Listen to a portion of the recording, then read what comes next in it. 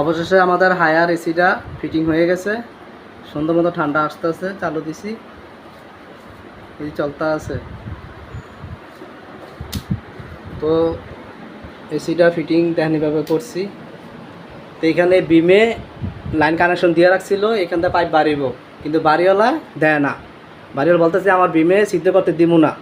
তো অনেক চিল্লাচিল্লি হয়েছে এখানে এসি ফিটিং হয়েছে, এখানে পয়েন্ট দিয়েছিল এখানে, কিন্তু বাড়িওয়ালা দেয় না। যার কারণে আমরা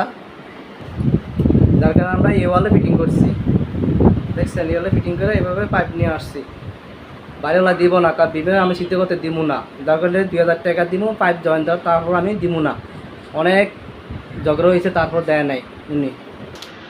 বাড়িওয়ালা 3000 টাকা দিয়ে তো এই ওই দিব না, তো আমরা এখানে ফিটিং করছি। আরও পাইপ লাগছে 3000 টাকার পাইপ, তারপরে এসিটা ফিটিং করে বাইরে ঝুলিয়ে দিয়েছি। দেখছেন এভাবে দিয়েছি। এখানে কিন্তু জয়েন্ট দিয়েছি, এখানে পাইপ এসির লাইন ছিল, কিন্তু বাড়িওয়ালা দিব না, ফ্ল্যাট মালিক। এই দেখছেন এখানে এসি পয়েন্ট, এখানে ফিটিং করলে আর এতটা লাগতো না, কিন্তু বাড়িওয়ালা দেয় না, কারণ আমি এখানে দিব না। আমার 2-3000 যা লাগে পাইপ লাগলে আমি দিব, তারপরে এখানে দেব না। যার কারণে আমরা এইভাবে দিছি। কিছু এটা সুন্দর যায় না, খারাপ দেখা যায়। বাড়িওয়ালা বড় সমস্যা নাই, খারাপ দেখা যায় না। কাস্টমারও এসি কিনা বিপদ, যার কারণে যে এসি এখানে ফিটিং হয়েছে, সুন্দর ঠান্ডা আসতেছে।